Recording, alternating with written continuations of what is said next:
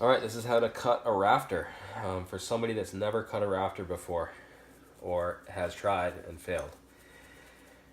Um, we're going to draw it full scale so that you can get the measurements right off of the drawing.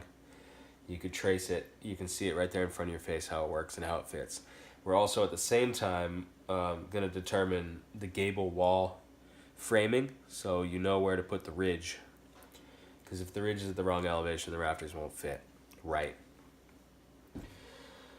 So you're building something like this. We're just going to call it a shed. We're building a shed with a point on top, a pointed roof on top. Excuse me, I have a cold, so I might sound like Darth Vader. So you're building, you've got a foundation poured. The first thing that you build is your first floor. You build your floor joist and you put plywood on it. And in this drawing, it exists right in here. And that is the part of the construction where we are right now. So we have our foundation in, we have our first floor framed, and we have the plywood on top. And this is a drawing of that from above. And this is your gable end, which is this end of the building right here. And this is the eave wall and the eave wall over here, which are these ends right here. So you're going to need to get a chalk line. You're going to need a friend to help you, or drive some nails in to run the chalk line by yourself. And we're going to actually snap lines, and we're going to draw the rafter system and the gable system right here on the deck outside before you put your walls up. And the first thing you need to start with is snapping a line down the middle of the building. You need to snap a line right under where the ridge goes on the building. So I hope you're following me by now, is that we're looking down on the framing here, and we're drawing right outside on the framing. It's not on a piece of paper. This is in real life. So take a measurement from your outside wall, both ends of the building. Make sure you're really accurate with this one. You want a snap line right down the middle. So I don't know if you know, but there's different colored chalks. And black is permanent. It won't come off, and it'll stay there in the rain. And a good idea to use black or red chalk. Blue comes off very easily. Black and red stain really well. So if you have to come back to this tomorrow after the rain, it'll still be there. So you're going to snap a line down the middle of the building. And then you're going to determine the thickness of the ridgepole. The ridgepole is right here, and it's what supports the rafter system. So they come in all different sizes. Pick a size. In a shed, it's a single 2x10, 2x12, whatever it is. You need to snap it full width on either side of your center line. I don't mean double wide. If your ridge is 1.5 inches thick, you need to snap a line 3/4 of an inch on either side of your center line.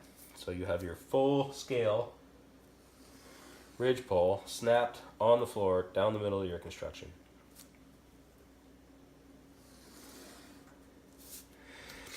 Then you're going to determine the thickness of your eave wall right here, the framing of your eave wall. 2x4, 2x6, sometimes it's 2x8. I'm going to draw it extra thick on here. It won't be to scale just so you can see better. But you're going to need to snap that line on your floor over here. The thickness of your framing, not the plywood, just the wood that's in the wall.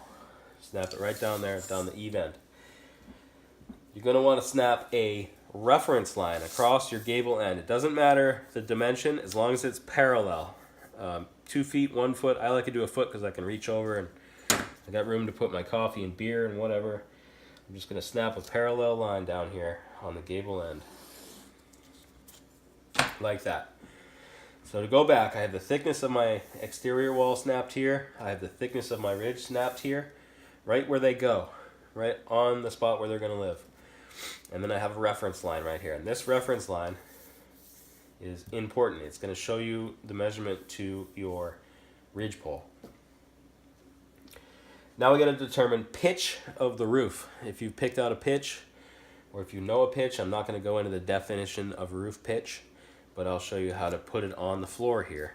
You need to take a measurement from the inside of your framed wall to your ridgepole. And whatever that number is, you need to multiply your pitch by it. And you need to get a smartphone so that you can do fractional calculations like 11 and 7/8 times 4 and 3/4. You need to take this and multiply it by your pitch in inches. So if we're going to do a 6 pitch, you're going to take this number and you're going to take your pitch and you're going to multiply it by that. So 10 feet, 6 pitch, 6 inches times 10 feet gives you the number you need here. Follow? And then you connect the dots. You got your pitch determined. You go from that same point you measured from inside the wall to your pitch calculation. You don't need a pitch calculation if you're just winging it. If you're making a shed, pick an angle and put it on there. You don't need to assign a pitch number to something that you're creating without a plan. So we're almost there. Using a 2x6 rafter, a 2x12 rafter, whatever it is, all you got to do is measure up from this line up. I'm going to do the thickness of my straight edge just because it's easy. And you snap a line there. And that's pretty much all the information you need to know right there. I'm going to mark it out in red. This here is your bird's mouth cut.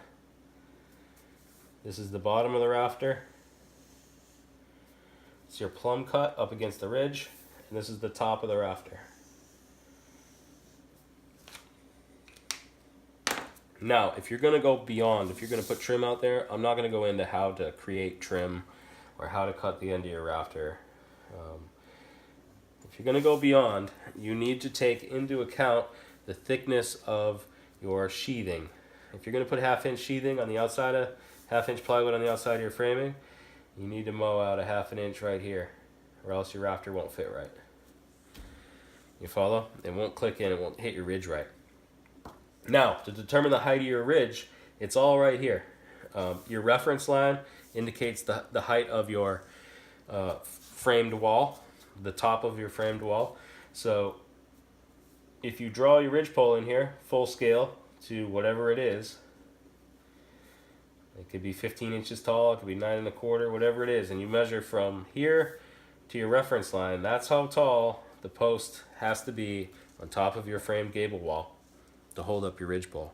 You can balloon frame it. This is just an addition to your framing measurements to get the height of the bottom of your ridgepole, top of your ridgepole, whatever. There's a lot of information right here.